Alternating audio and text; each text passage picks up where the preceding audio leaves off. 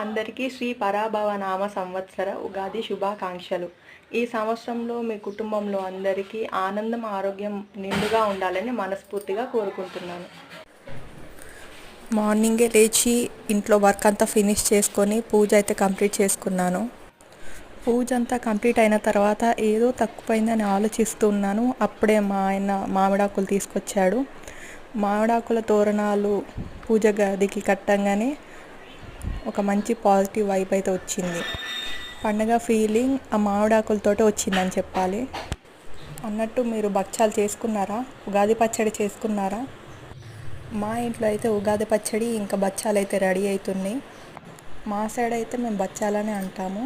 కొన్ని ప్లేసెస్లో పోలేలు అంటారు, ఇంకొన్ని ప్లేసెస్లో బొబ్బట్లు అంటారు. ఒక్కొక్క ఏరియాలో ఒక్కొక్క రకంగా పిలుస్తారు. మేము మాత్రం బచ్చాలని అని చెప్పుకుంటాం. ఇంతకీ మీ ఏరియాలో ఏమంటారు అనేది కామెంట్ చేయండి.